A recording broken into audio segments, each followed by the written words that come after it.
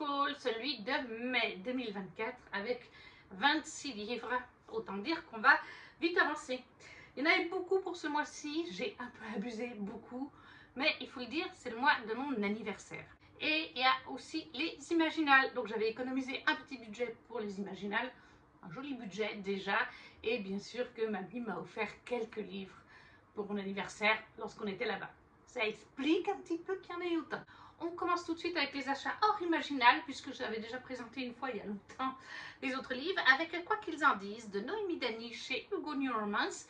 Celui-là, si je ne me trompe pas, je l'ai pris sur Vinted. Je ne sais pas si je ne l'ai pas pris à Johanna de la Citadelle de mes lectures d'ailleurs. On nous dit, Luna, jeune étudiante, n'avait absolument pas prévu de passer son été à la campagne. Réviser seule dans cette grande maison familiale, quelle idée! Sans compter le manque de sa meilleure amie, les insectes et toute cette nature. Seule âme humaine à l'horizon, une vieille tante qui grince autant que les portes.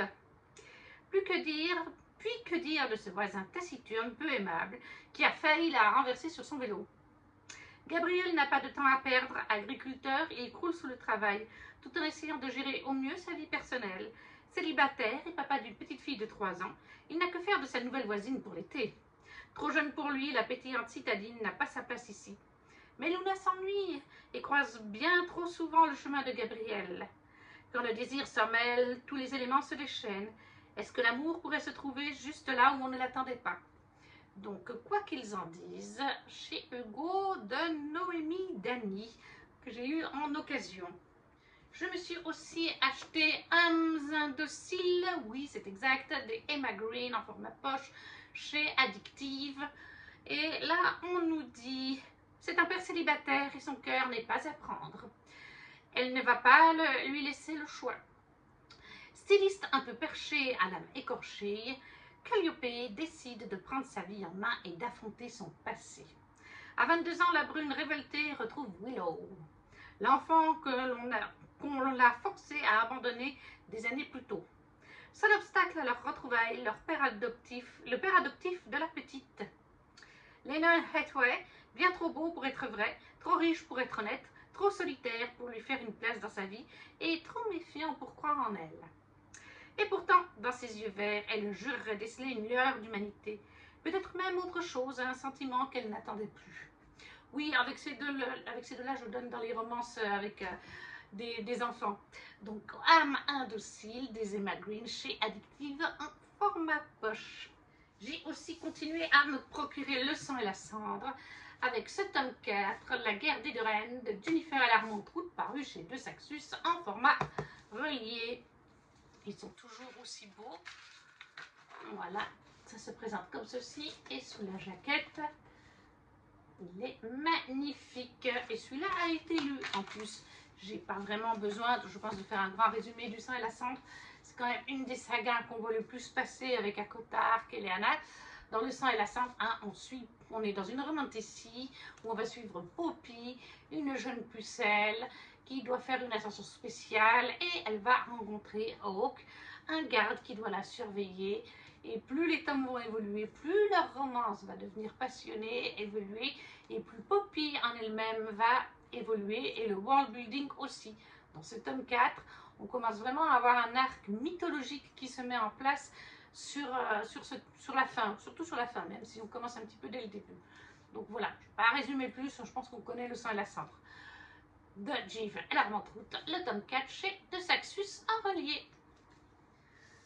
Ensuite, chez Sabran, la filière de Saxus, j'ai pris Electre de Jennifer Saint, l'édition reliée, avec un très joli petit jaspage. Sous la jaquette, il se présente comme ceci. Et on a le droit aussi à une petite page de garde sympathique. Dans Electre, on va suivre Electre. Donc on est sur de la mythologie grecque, réécriture de mythologie grecque avec Electre. Et on va aussi suivre un petit peu Clytemnestre et Cassandre, 3 grandes figures de la mythologie grecque. Mais c'est surtout Electre en premier qu'on suit. Avec le mythe, la légende qui aborde aussi donc le cheval de Troie, la bataille de Troie, etc. Là aussi, je ne vais pas détailler plus. Je pense qu'on connaît le mythe de Troie. Hélène. Ah oui, il y a aussi Hélène dedans, on en parle moins, mais elle y est à un moment donné. Cassandre, Clytemnestre et Electre, toutes les trois sont des figures, même si on les voit un peu moins, on a plus l'habitude à Hélène de Troie. Elle y est aussi dedans, forcément, mais là, on est sur plutôt ses autres points de vue, bien que ça se rattache un petit peu à Hélène sur certains points. Donc voilà, Electre de Jennifer Saint, l'édition reliée chez Sabran. Pas de Saxus, j'allais me tromper. Ensuite, on va passer au livre Fairyloot. Donc ça, c'était le livre de la box Young Adult du mois de mai, The Temptation of Magic de Megan Scott, qui va sortir tout prochainement en VF. Dans cette édition, c'est pas mon édition Fairyloot préférée. Je vais pas vous le cacher. La page, il n'y a que sur le côté qu'il vaut vraiment le coup. Alors oui, il est beau sur le côté, mais voilà. Dessous, il se présente comme ceci. Et donc, comme je vous disais, il va sortir en VF sous la jaquette. Il est comme ça. Donc là, pour la VF, il est sorti bien après, hein, du coup. Mais il sort, c'est le principal. Les NPGs sont sympas, par contre.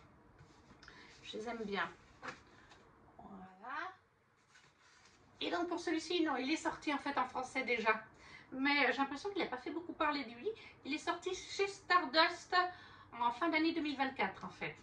Mais nous, on l'a eu en début d'année, enfin au mois de mai, donc 2024, en édition Fairyloot. Les mots-clés, on nous dit fantasy, romance, créature magique, secret, mythologie, young adulte. Et pour le résumé, on nous dit, en tant qu'empyréenne, ça me rappelle Foot Wings, Nicole a le pouvoir de tuer n'importe quel être surnaturel mortel. Mais son secret doit rester bien gardé, sinon l'éveil, l'organisation qui régit le surnaturel, la forcerait à devenir leur chasseresse, à défaut de l'éliminer comme ils l'ont fait pour sa mère. Pour rester incognito, Nicole se cache dans une petite ville universitaire où elle est étudiante en histoire de l'art. Oui, on a vu qu'il y avait des arts sur la jaquette, sur les NP Pierce. Elle est convaincue que la collection d'art mythologique du manoir local dissimule un dernier message laissé par sa mère. La vérité sur ce qu'est l'éveil est un moyen de le détruire pour de bon. Mais avant qu'elle ne puisse l'étudier, Kian McCarter, un surnaturel redoutable, débarque pour mener sa propre enquête. Le collectionneur a été assassiné et un tableau a été dérobé pour servir de monnaie d'échange. Nicole et Kian se retrouvent alors obligés de travailler ensemble. Pour la jeune femme, la situation est délicate. Sa véritable identité est révélée. Kian n'aura d'autre choix que de la pourchasser à son tour. Car personne ne désobéit à l'éveil, surtout alors que la clé qu'il recherche pourrait lever le voile sur une conspiration qui changerait à jamais le destin des Empyréens. Nicole est tiraillée entre ses impulsions maléfiques et l'attirance qui la pousse vers Kian. Mais après avoir passé sa vie cachée, sa vraie nature, qui saurait résister à la tentation de la magie? Voilà, donc The Temptation of Magic de Megan Scott, c'est un tome 1, je vois qu'il y a le tome 2 qui arrive ou qui est sorti sur Booknode. L'édition Fairyloot, et en français il est donc sorti chez Stardust. Toujours chez Fairyloot cette fois, la box Romanticy du mois de mai, c'était A Curse of Blood on Wolf de Melissa McTernan. Une très jolie édition. Et là, je me souviens, et je pense que ça se voit un petit peu avec la couverture, le derrière, on est sur une réécriture du Petit Chaperon Rouge. Voilà, le dessous, on voit bien le loup. Là, on a une rose, ça fait un peu penser à La Belle et la Bête. Mais les NP Pierce font quand même aussi penser au Petit Chaperon Rouge. Voilà, le Petit Chaperon Rouge n'est pas rouge. Mais on a quand même les vibes de la forêt, ce que j'imagine être le chasseur. Il est vraiment très joli celui-ci. Et il n'est pas sorti en français par contre. Au niveau des mots-clés, on n'a pas vraiment... Oui, il y a un tome 2, je vois qu'il y a un tome 2 en préparation. Pas encore de couverture, mais il y aura un tome 2, c'est pas un one-shot. Il n'y a pas de mots-clés, comme je vous ai dit. Au niveau du résumé, il nous dit est-il possible de tomber pour quelqu'un que vous n'avez jamais rencontré? Donc de tomber amoureux, je présume. Quand Ruby sent les yeux d'un étranger dans la forêt, elle sait qu'elle devrait être effrayée. qu'elle devrait courir au loin, mais elle ne peut pas. À la place, elle se sent attirée, elle se sent oui, attirée par l'étranger qui la suit dans les bois. Ses yeux sur elle chaque nuit alors qu'elle marche en direction de la maison,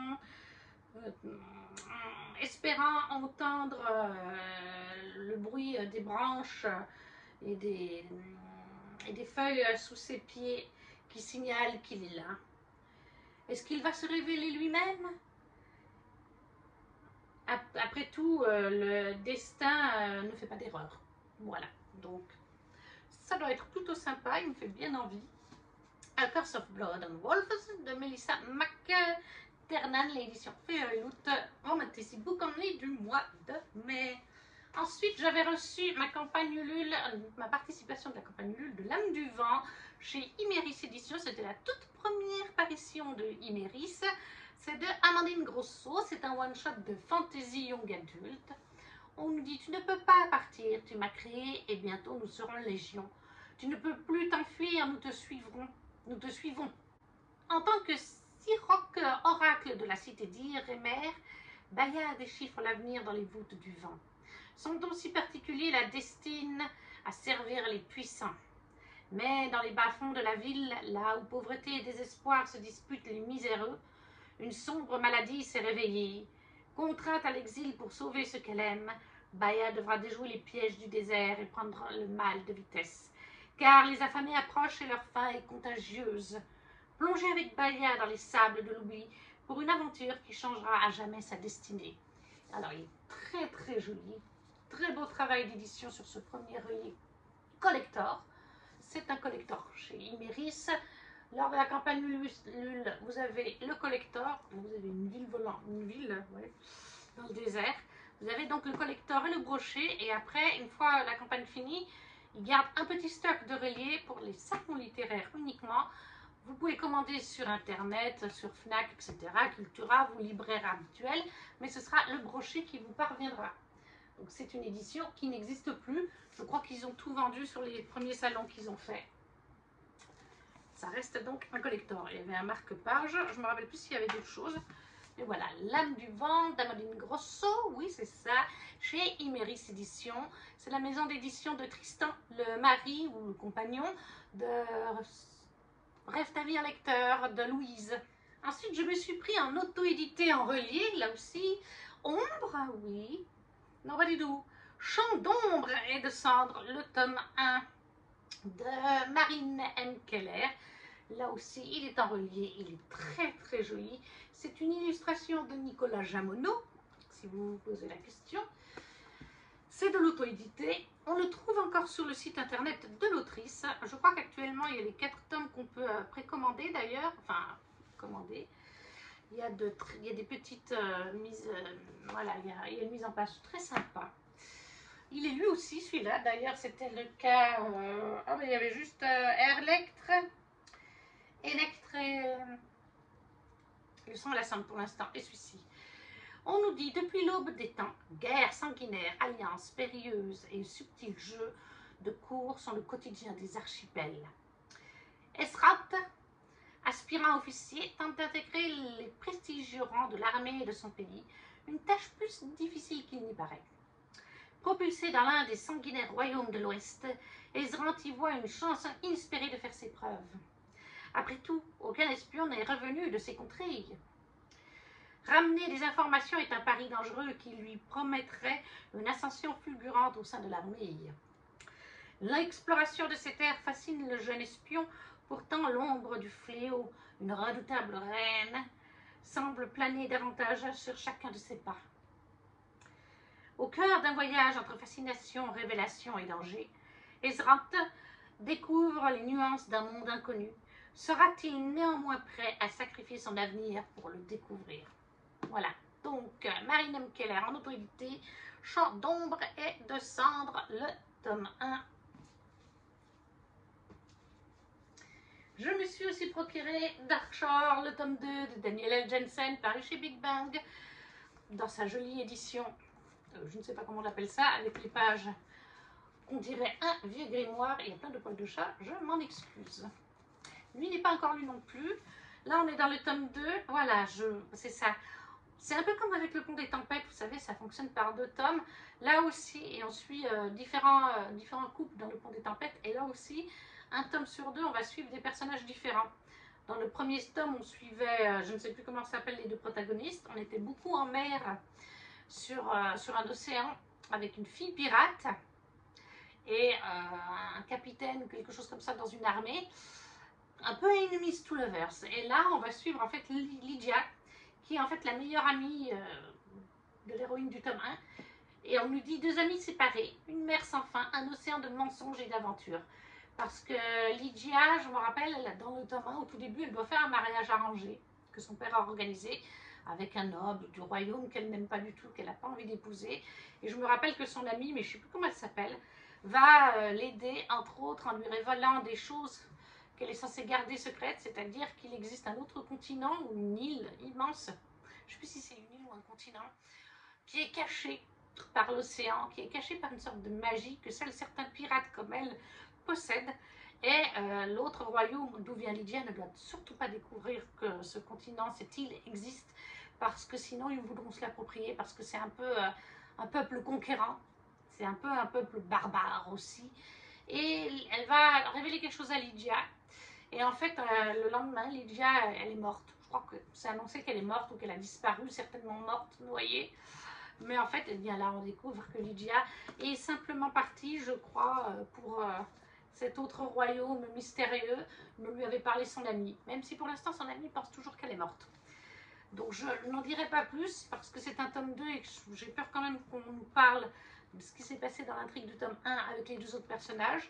Et je crois d'ailleurs qu'on reviendra dans le tome 3 sur les 2 premiers personnages et dans le tome 4 sur Lydia. Et là aussi, eh bien, on va suivre un nouveau personnage qu'on ne connaît pas encore. En tout cas, je n'ai pas mémoire de lui, qui s'appellera Killian, qui a été marqué par les dieux de la guerre. Enfin, marqué par le dieu de la guerre. Voilà, on va suivre ces 2 protagonistes-là. Mais comme c'est un tome 2, je ne vais pas en dire plus. Simplement, on suit Lydia qu'on a découverte dans le tome 1, au tout début du tome 1. Donc Darkshore, le tome 2 de Daniel L. Jensen chez Big Bang. Et puis est-ce qu'on a une illustration? Oui, c'est vrai. Avec cette saga, on a une jolie illustration. Voilà, c'est la même derrière. Je me suis aussi procuré ce mois-là The Witchwalker, le tome 1 de Shaisa Weeks. Et c'est Le Faucheur de sorcières chez Bookmark, collection Lost Kingdom. Leur magnifique tome, franchement, j'adore ce qu'ils font. Ils sont de toute beauté. C'est vraiment... Et à l'intérieur, on a comme page de garde la carte du royaume. Et bien sûr, comme dans tout Lost Kingdom, enfin en tout cas les reliés, on a 5 ou 6 illustrations en noir et blanc. Dans The Witchwalker tome 1, on suit en fait, comment s'appelle-t-elle déjà? Raina, voilà, Raina, c'est une jeune sorcière, on est dans un royaume de fantasy, on est dans une fantasy, et Raina, c'est une jeune sorcière, mais elle n'a pas les pouvoirs que sont censées avoir les sorcières. Et du coup, elle n'a jamais été prise lorsque le faucheur de sorcières passe chaque année, je crois, pour prendre des sorcières pour le roi de Givre. Et par contre, sa sœur, sa grande sœur a été prise il y a quelques années et après ces sorcières, on ne les revoit jamais. Il y a d'autres sorcières qui travaillent pour le village, c'est toujours une sorcière par village, la plus puissante qui est prise. Les autres restent au village, elles servent pour protéger leur village, tout simplement, le royaume aussi, à quelque part, mais on ne sait pas ce que deviennent ces sorcières prises par le faucheur de sorcières. Et Raina, elle n'a jamais été prise parce que, soi-disant, elle a peu de pouvoir et en plus, notre héroïne est malentendante. Je crois que c'est une malentendante sourde. En tout cas, elle ne peut pas parler, elle parle avec le langage des signes uniquement. Et elle a décidé cette année que quand le faucheur de sorcières va venir, elle va le tuer. Enfin, le capturer d'abord et ensuite le tuer. Mais avant, elle veut demander où est sa sœur. Sauf que ça ne va pas du tout se passer comme elle avait prévu avec son plan, puisqu'il va y avoir des envahisseurs d'un autre royaume, des êtres sanguinaires, d'un royaume sanguinaire. Jusqu'à maintenant, le roi de Givre avait toujours réussi à contrer ce peuple, mais là, il semblerait avoir une sorte de magie plus forte. Ils ont trouvé une astuce, quelque chose, et ils vont massacrer tous les villages, y compris celui de Raina. Il ne va rester qu'elle et le faucheur de sorcières qui vont survivre. Et du coup, ils vont devoir s'allier parce qu'elle a bien compris que le but de cet autre royaume, ça va être de capturer le roi de Givre. Et pour ça, il va forcément vouloir aller chercher les sorcières qui sont autour de lui, donc sa sœur, et aussi tuer tous les autres villages qu'il n'a pas encore tués sur son chemin et les faire prisonniers pour en faire des esclaves. Et ça, c'est aussi quelque chose qu'elle refuse. Donc, elle s'est alliée avec son enemies, d'où le enemies to lovers. Voilà. Et lui, comment s'appelle-t-il? C'est Alexus, notre faucheur de sorcières. Donc, Witchrider, le tome 1 de Charissa Wicks, chez Bookmark Édition Lost Kingdom. Et maintenant, on passe aux imaginales. Il y en a beaucoup, les imaginales. Je vous fais des folies. Le premier, c'est Mamie qui me l'a payé. Je ne l'ai pas encore lu. Elle l'a lu. C'est Toutes nos histoires infinies de Rebecca Yarros, l'autrice de Four Twins. Voilà, il est très joli. Alors, bon, je l'ai mis par terre comme ça. Du coup, vous voyez, c'est un petit peu parti. Mais bon, c'est pas grave. C'est un que je vais garder. À 28 ans, après un divorce douloureux, Georgia doit repartir de zéro. Elle retourne vivre dans la maison de Scarlett, sa grand-mère décédée autrefois romancière. Là, elle se retrouve à devoir cohabiter avec un auteur à succès qui a été chargé par son éditeur de terminer le dernier roman de Scarlett. Noah est certes séduisant, mais elle le déteste au premier regard.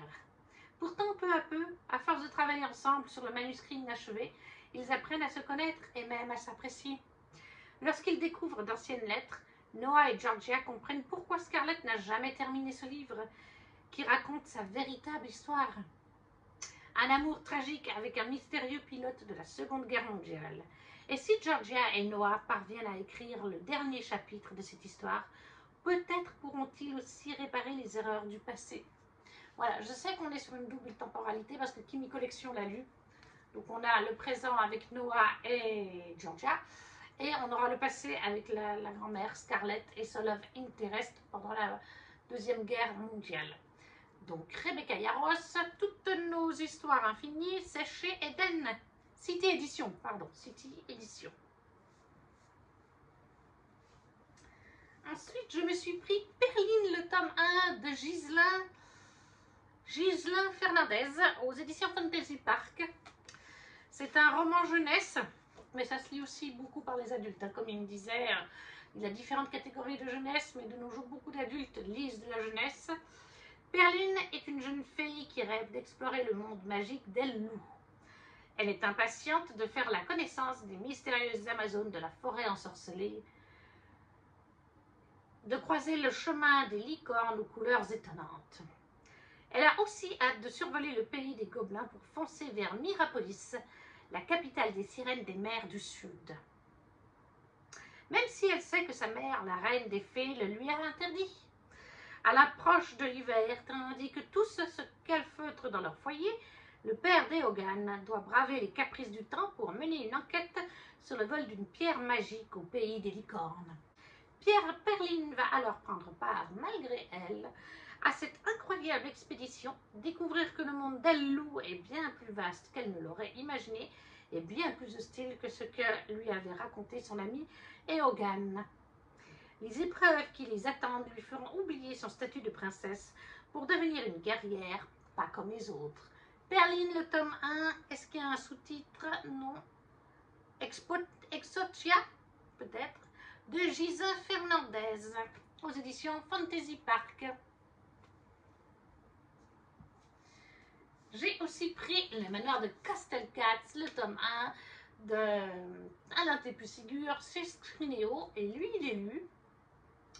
On est ici, pour vous résumer très simplement, vous aimez Harry Potter, vous aimez les chats, c'est le combo parfait. Nous sommes ici avec des chats humanoïdes, anthropomorphisme un petit peu, qui agissent un petit peu comme nous et qui vont dans une école de magie spéciale pour chats, le manoir de Castelcats. Il y a différents apprentissages de magie et notre héros pour ce tome 1 c'est Brume, Kovan qui rêve d'intégrer le manoir, mais Kovan est un tout petit peu différent des autres chats, je ne vous dirai pas en quoi, et on doute de lui. Voilà, je ne vais pas en dire plus. On a vraiment tous les aspects que vous retrouvez dans des romans comme Harry Potter. C'est vraiment une version chat d'Harry Potter. c'est doudou, c'est cosy. Je ne vais pas vous résumer, je ne vais pas vous faire un avis lecture, mais voilà.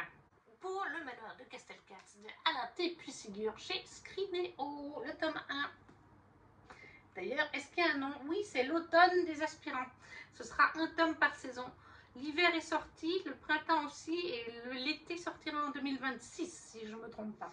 Ensuite, j'ai pris en auto-édité Collègues et ennemis à Lucille Chaponnet. Lui, il n'est pas encore lu. Il veut la guerre, il l'aura. J'ai enfin trouvé la boîte parfaite. Un job stimulant, un boss sympa, un salaire décent. Le paradis pour une jeune employée comme moi. Seul ombre au tableau, Jonathan. Jonathan, sa belle gueule, son sourire séduisant. Et surtout le pire des collègues. Il n'a de cesse de me tendre piège sur piège, jusqu'à me rendre complètement folle. Car nous en sommes persuadés, pour ce job, il n'y aura qu'une seule place, un seul vainqueur. Et je le jure, ce sera moi. Donc voilà, Lucille Chaponnet, une romance auto-éditée, Collègues et ennemis. Toujours en auto-édité chez Lucille Chaponnet, je lui ai pris le brochet des tomes 1 des Princes Vampires. Les Princes Vampires, qui est l'héritage empoisonné. Depuis, je crois qu'il y a une intégrale qui est sortie en relié collector cette année, mais c'est pas grave, je continuerai en brochet.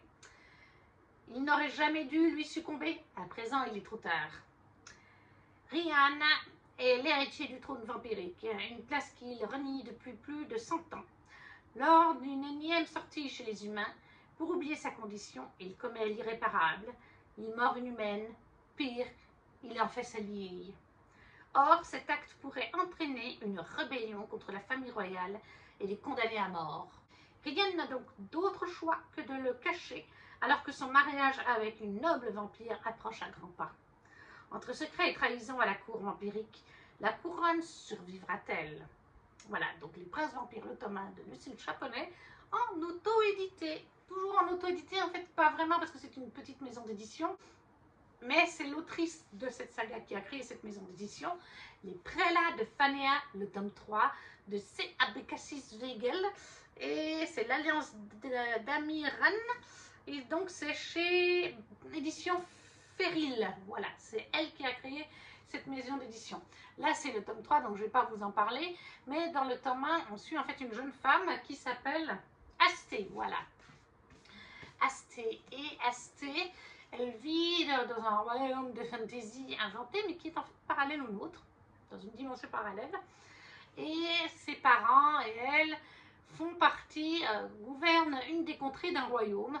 Son père, si je me rappelle bien, c'est son père, parce que je l'ai lu il y a 2 ans le tome 1, son père possède un don magique est lié au vent. Dans sa famille, c'est lié au vent. Asté, voilà. Il y a chaque famille qui possède une partie de ce royaume. Il y a une famille qui possède un don lié à l'eau. C'est d'ailleurs, ça doit être Cléora qui est liée à l'eau, me semble-t-il. Asté, sa famille est liée au vent. Il y a aussi le feu. Ils sont 4 normalement. Et par-dessus, il y a le roi. Et un jour, eh bien, la partie du royaume que gouverne son père, son frère, sa maman, elle, est attaquée par les ombres. Je ne sais plus exactement qui c'est, mais des êtres maléfiques, une contrée maléfique du royaume. Et ils envoient Astoria, c'est aussi parce que c'est la plus jeune et parce qu'ils savent qu'ils ne vont pas s'en sortir. Ils envoient Astoria à la capitale, parce que de toute façon, même s'ils ne s'en sortent pas, il faut qu'elle y aille pour avertir le roi, pour dire que de ce côté-là, ils sont attaqués. Sauf que quand Astoria débarque à la capitale, eh bien, le roi est lui aussi attaqué par les mêmes personnes de ce royaume sombre. Et il est lui aussi pas loin de mourir. Et il utilise sa magie puissante pour envoyer Astoria chercher sa cousine Cléora qui n'est plus sur Terre, sur leur Terre à ce moment-là. En fait, elles se trouvent toutes les deux sur la planète Terre. Et leur mission que le roi leur a confiée, ça va être de retrouver 2 êtres magiques qui ont disparu. Il y en a un, il a été exilé en fait, parce qu'il a fait du mal. Et l'autre, bah, c'était un soutien. Il a simplement disparu de la nature. Et s'il les envoie sur Terre, c'est qu'ils soupçonnent qu'ils sont sur Terre. Parce qu'il faut absolument réunir les 4 Phanéas pour que le roi puisse réutiliser le pouvoir pleinement. Et comme il en manque 2, qu'il n'y en avait plus que 2, la famille d'Astoria et celle de Cléora, il faut retrouver ces 2 manquants, y compris le prêtre. Voilà, donc ça va être leur mission. Est-ce qu'elles y arrivent ou pas? Elles sont jeunes, hein, elles vont ouvrir du coup la journée, elles vont à l'université. Et quand elles rentrent de l'université, elles ont ouvert un café, un petit café pour subvenir leurs besoins avec appartement au-dessus. Et elles vivent là avec un petit garçon, si je me rappelle bien, il y a un petit garçon et un petit animal que vous allez voir juste après. Et donc ça, c'est le tome 3 des Prélats de Phanéas, qui est l'alliance d'Amiran de C. Abécassis Weigel, chez la maison d'édition qu'elle a créée, édition Ferry, comme je vous ai dit. Il y a une petite carte aussi dedans qui est très sympa. Et en fait, cette année-là, j'ai pris aussi à l'autrice de C. Abécassis Weigel, Bébé Kell, qui était en campagne nulle en fait quelques mois plus tôt pour Bébé Kell. Et Bébé Kell, c'est l'animal de compagnie, le meilleur ami, si on veut, d'Asté, qu'on avait donc dans cette saga. Et en fait, normalement, j'aurais pas dû le prendre aux Imaginales parce que j'ai participé à la campagne nulle. Mais il y a eu un bug lorsque ils m'ont envoyé ma campagne nulle, enfin le livre et les petits goodies. D'ailleurs, il reste le marque-page, mais il y avait un autocollant, etc. Je ne sais pas ce qui s'est passé. Comme adresse, ils m'ont mis, enfin, je vis à la frontière suisse, vers Genève, et ils m'ont mis ça de l'autre côté de la France, au bord de l'océan Atlantique, Atlantique, Pacifique, bref, à l'autre bout de la France. Autant vous dire que je les avais contactés par email quelques jours avant les Imaginales, une dizaine de jours, et j'avais pas de réponse. Et quand je suis allée lui acheter, en fait à la base je lui ai demandé à C. Abécassis Weigel qu'est-ce qui se passait, et je crois que c'est son mari qui était derrière, qui gérait les stocks, et il a été voir le suivi de mon colis, et en effet au bout d'un moment il a dit ah oui, je vois qu'en effet, oui, si vous venez vers la frontière de Genève, en effet il vous l'avait envoyé, je sais pas ce qu'on a fait, en effet il a été envoyé à l'autre bout de la France, littéralement à l'autre bout. Vous ne pouvez pas aller le chercher, ils nous l'auraient envoyé, mais on ne l'a pas encore reçu. Parce que du coup, le délai était passé de 5 jours à Mondial Relais. Donc ils m'ont dit, bah, comme ils sont en train de renvoyer la participation, prenez-en un dans le stock, j'ai les goodies avec moi, je vous le dédicace, il n'y a pas de problème. Voilà comment ça se présente. Il n'est pas encore lu, parce que je ne sais pas s'il faut avoir fini de lire ou pas les prélats, ou en tout cas bien avancé dans l'histoire. Mais je prévois de le lire, ça c'est sûr et certain. En plus, je trouve les images trop kiki. Et en plus, ça peut se lire.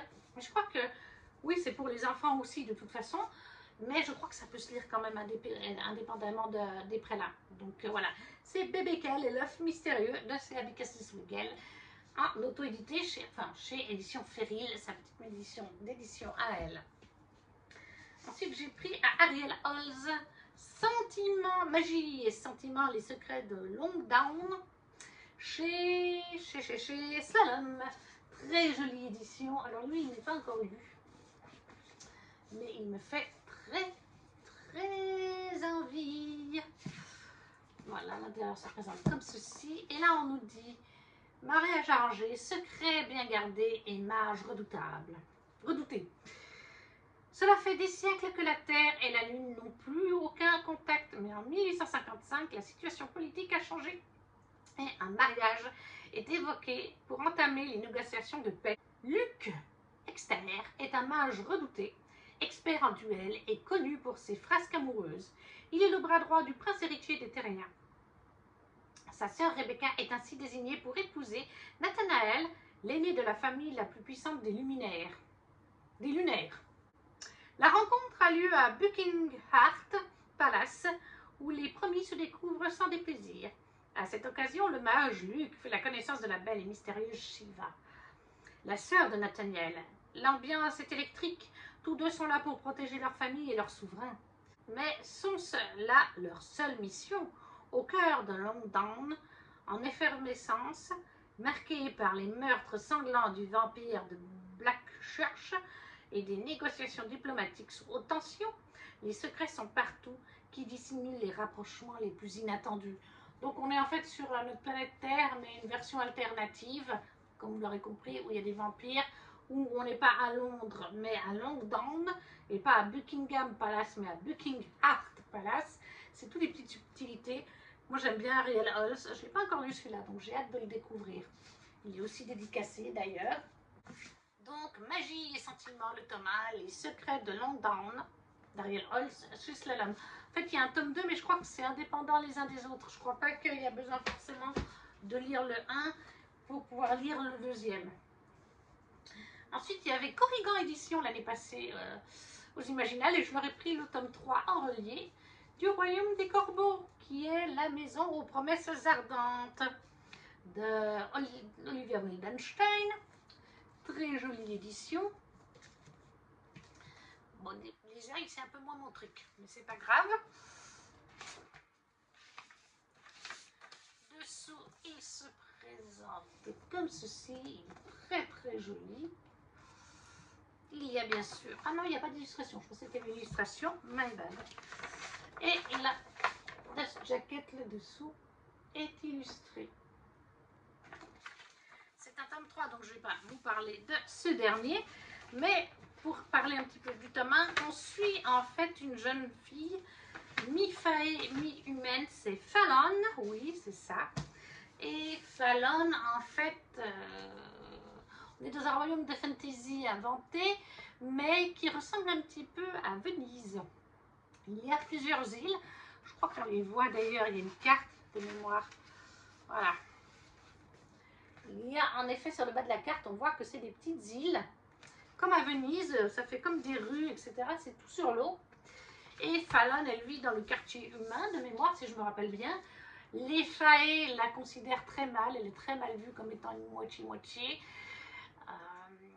Elle est un peu persécutée, cette pauvre Fallon. Par contre, le prince du royaume, le prince, le deuxième, l'aîné est sur le trône depuis quelques années maintenant. Et lui, c'est le petit frère. Et lui et elle s'adorent par contre. Ils sont très proches. Fallon est en fait amoureuse de lui. Je ne sais plus comment. Dante, voilà, Dante, le prince, qui est donc un fae noble, bien sûr. Et Dante va rentrer après des mois et des mois avec les armées et tout ça. Et ils vont se rapprocher, il va y avoir des choses entre eux. Et à un moment donné, il y a une espèce de prophétie qui est faite à Fallon, qui lui annonce que si elle réunit les corbeaux, elle deviendra la reine du royaume. Et comme elle aime Dante, elle s'imagine forcément que ça va être ça. Voilà, quand elle aura réuni les corbeaux pour Dante, eh bien peut-être qu'il détournera son frère et qu'il deviendra roi et qu'il l'épousera. C'est ce qu'elle s'imagine. Est-ce que c'est le cas ou pas? Ça, je ne vous le dirai pas. Mais c'est la base, une prophétie. Si tu réunis les corbeaux, tu deviendras la reine du royaume. Ça, c'est donc le tome 3. Je crois que c'est le dernier tome. Après, il y a un quatrième tome, mais c'est sur d'autres personnages liés à Fallon et dans le passé. C'est un tome spin-off, si on veut bien. Donc, Le Royaume des Corbeaux, La Maison aux Promesses Ardentes, c'est le tome 3 d'Olivia Wildenstein. Personnellement, je l'aime bien. Je l'ai mis là dans mes challenges qui arrivent. J'aime bien cette autrice. En plus, j'ai découvert qu'elle vit en Suisse à présent. Elle a pris la nationalité suisse. Donc, on soutient les auteurs qui vivent en Suisse et vivent en Suisse et ont pris la nationalité suisse. Après, toujours, donc aux Imaginales, j'ai pris un autre Rebecca Yarros. C'est ma mamie qui me l'a payé. Fire on Ice, le tome 1 qui est hors limite. Enfin, la saga, c'est hors limite. Et c'est chez Eden Edition cette fois. Bon, ça fait partie du groupe City. Oui, voilà, de toute façon. Lui, il est lu par contre. Dans ce tome 1, on va suivre en fait Amber. Amber, son monde va s'effondrer. Elle est étudiante à l'université. Elle est rentrée quelques jours en vacances. Elle a son anniversaire d'ailleurs. Ou c'est celui de son frère. Non, il me semble que c'est le sien.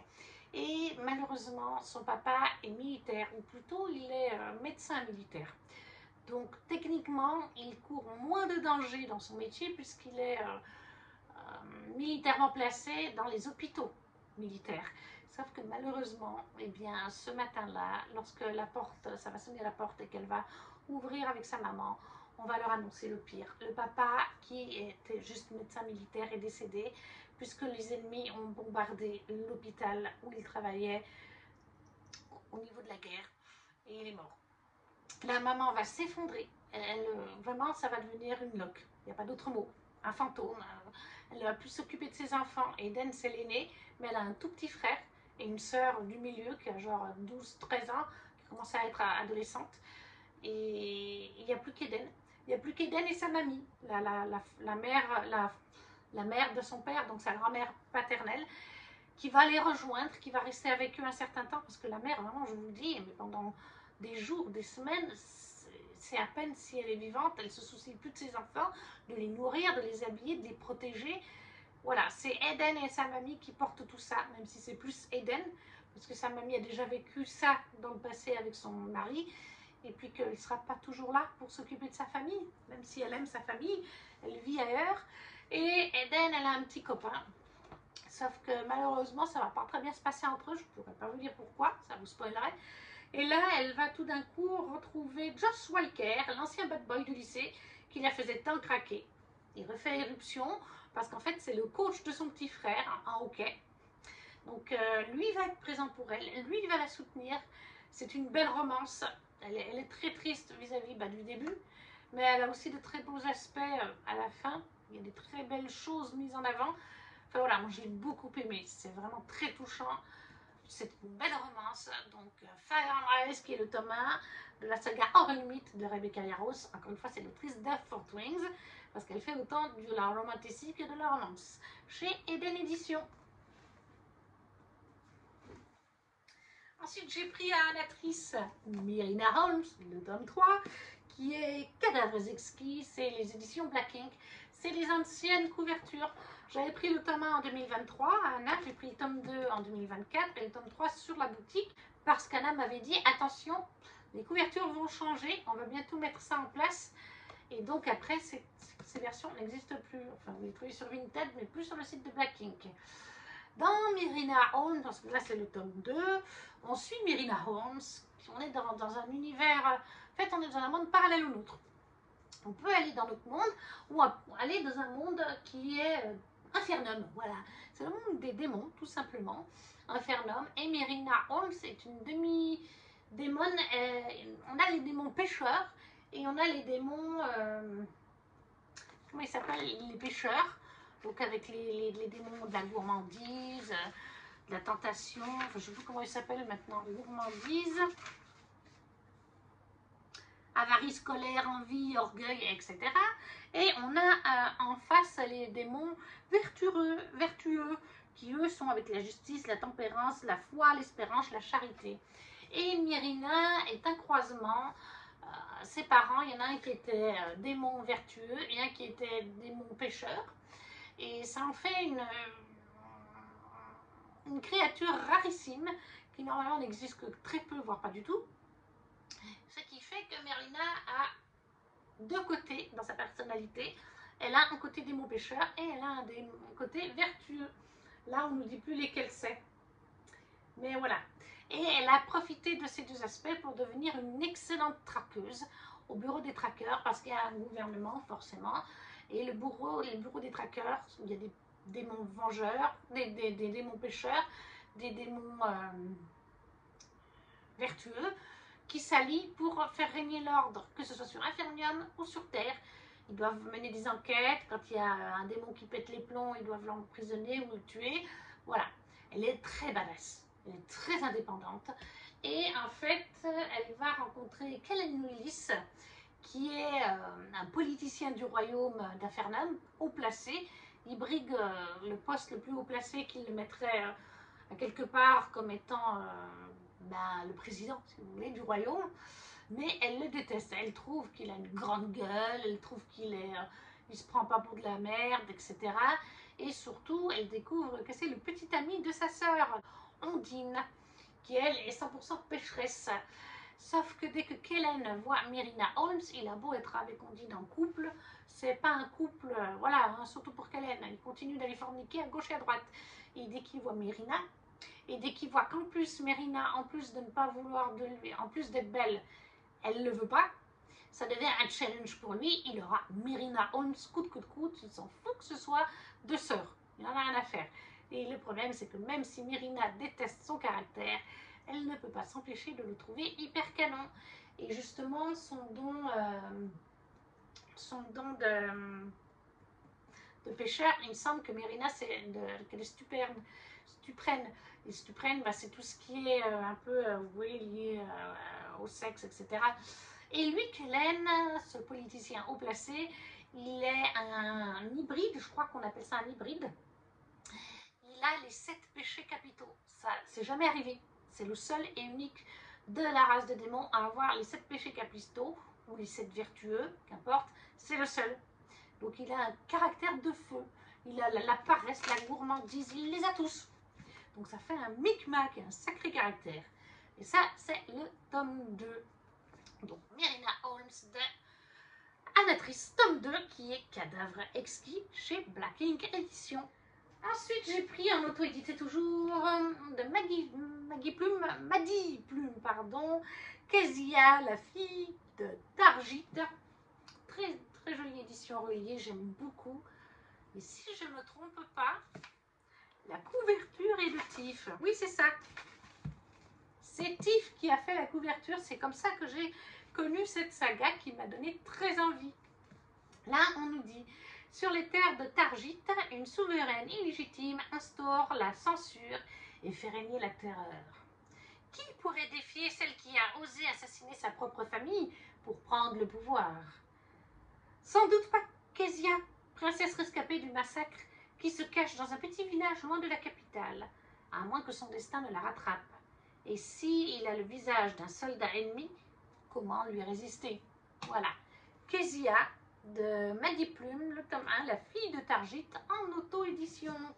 J'ai fait bien sûr un arrêt au stand Plume Blanche et j'avais pris Headline, le tome 1 de Lena Jomae, puisque j'avais reçu Headline, le tome 2, dans le pack 2024. Du coup, il me manquait le premier.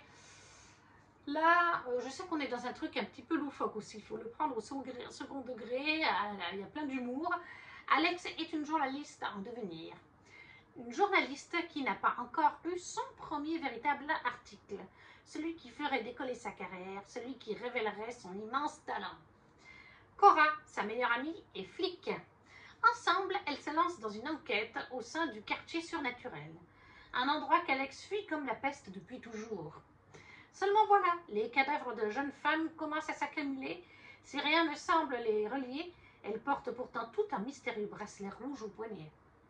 Entre métamorphose, vampires, lapins sadomaso et même anges déchus, vos intestins ont intérêt à être bien accrochés. Alors, il y a de l'humour, mais c'est en collection plume noire. Hein. Oui, c'est en plume noire. C'est pour adultes, attention. Donc, Lena Jomae, Headline, le tome 1, qui est les bracelets rouges. On a une petite phrase d'accroche, ne jamais perdre son sang-froid. Comme je vous dis, c'est bourré, je sais que c'est bourré d'humour aussi, qu'il faut le prendre avec de l'humour. J'ai aussi pris chez Adé Martel, en auto-édité toujours, j'adore l'auto-édité, le tome 2 des Larmes de Sahel, qui est une duologie. Cette année d'ailleurs j'ai pris le tome 3, mais là il faut que je lise le 2.5 en e-book. On suit une jeune femme, Arcana, voilà, j'avais oublié son prénom. Arcana, on est sur notre terre, comme on le découvre au fil de l'histoire, mais dans un futur très très lointain. Et Arcana, elle vit avec son peuple sous une espèce d'immense dôme, dans une ville sous un dôme, protégée des problèmes de la nature environnante, les chasseresses, les machins. Il y a des champs, il y a de l'eau en profusion. Par contre, je crois qu'ils n'ont droit qu'à un enfant de mémoire par couple. Parce que c'est le tome 2, donc je veux... Et Arcana, elle sait très bien, comme tout son peuple, ils ont en plus des bracelets électroniques parce qu'ils sont reliés à la technologie, il y a beaucoup de technologie quand même. Ils savent qu'en dehors, il existe des êtres humains, des rebelles ou quelque chose comme ça, qui essayent de détruire le dôme, qui essayent de s'infiltrer. Et jusqu'à maintenant, le royaume a bien réussi à se protéger.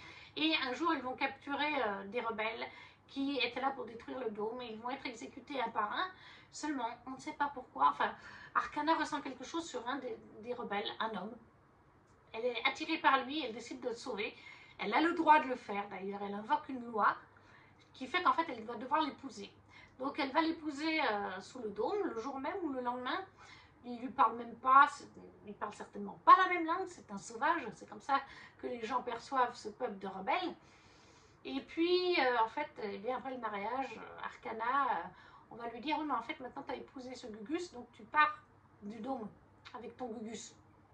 Voilà, ça, elle ne savait pas, elle n'avait pas compris que ça passerait comme ça.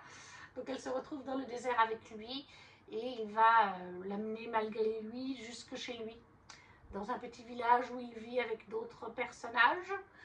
Et je ne vous en dirai pas plus, mais Arcana va faire plein de découvertes, pas forcément positives pour les êtres humains du dôme, vous vous en doutez. Je ne sais plus si on peut dire que c'est une dystopie. Et j'ai pas mis sur Booknote, donc je ne sais plus. Mais oui, en tout cas, on est sur notre planète, mais dans un futur où il y a eu plein de changements climatiques, plein de soucis, plein de guerres. Et Arcana fait plein de découvertes. Est-ce vraiment les rebelles, les méchants? Est-ce que c'est pas plutôt son peuple à elle? J'en dirai pas plus. Les larmes de Sahel, le tome 2 d'Adé Martel, en auto-édité.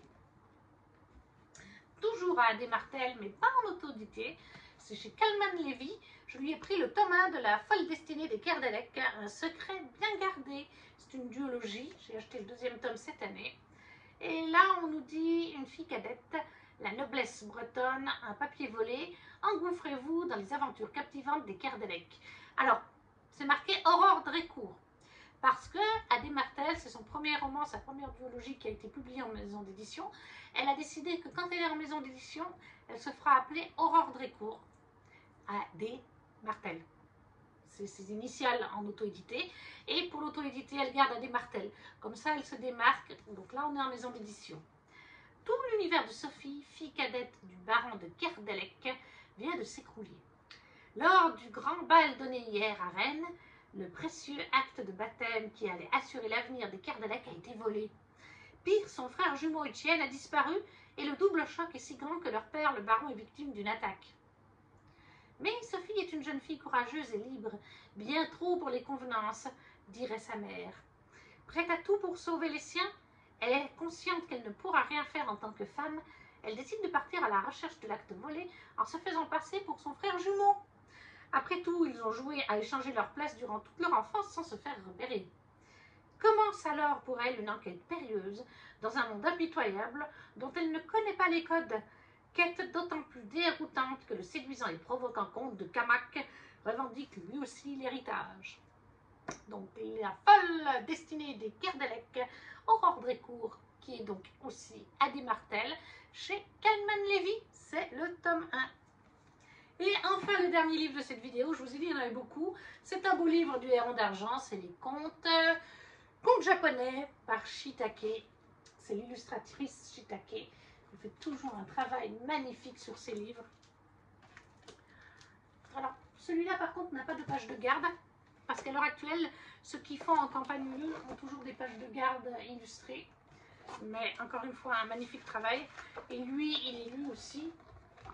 Ça m'a permis de découvrir un peu les contes japonais. Alors, je ne les ai pas gardés en mémoire. Mais il y en a un ou deux qui m'étaient un petit peu familiers. Puisqu'en fait, il y a pas mal de contes japonais et d'Asie en ce moment qui sortent. Que ce soit chez Fairyloot ou même après en français. On en a eu quelques-uns. Et c'est vrai que j'ai retrouvé dans certains de ces petits contes des éléments qui ont inspiré, par exemple, je crois dans les 6 couronnes écarlates ou la fille de la déesse de la lune, ou des noms de personnages et tout ça qui revenaient. Donc voilà, c'est une mythologie que je connais moins, les contes et les mythes. D'ailleurs, très beau livre du Héron d'Argent, illustré par Shitake et texte de Vanessa Calico. J'ai oublié de préciser. Dans les beaux livres du Héron d'Argent. Et du coup, on a terminé, mais il y a 26 livres, j'avais fait la photo que vous aurez en miniature, mais c'est trop incertain, je ne vais pas la refaire. Vous en voyez peut-être un petit peu, je ne sais pas si vous les verrez, parce que des fois je coupe un petit peu au montage de la vidéo, mais j'en ai de partout, voilà. Donc la vidéo est maintenant terminée, n'hésitez pas à me dire si vous avez lu certains de ces livres, ou si ce n'est pas le cas, s'ils vous font envie. Si vous ne savez pas quoi mettre, vous connaissez la chanson, un petit emoji, un petit pouce aussi, ces deux choses soutiennent la chaîne. N'hésitez pas non plus à partager la vidéo si le cœur vous en dit. Et nous, on se retrouve très vite pour une prochaine vidéo. Et je vous spoil déjà, ça sera une pile à lire. Ça va nous changer des book hauls et des avis lecture. Ça sera la pile à lire de l'Assassin's Book Challenge de Johanna de la Citadelle de mes lectures. Parce que comme je suis maestre, j'ai déjà accès en avant-première à la vidéo de présentation. Et j'ai déjà commencé, j'ai ma palle qui est prête à 80%. Il me manque 4 livres sur toute ma palle. Donc ce sera la prochaine vidéo. Et sur ce fait, nous on se retrouve très vite pour une prochaine vidéo. Ciao ciao!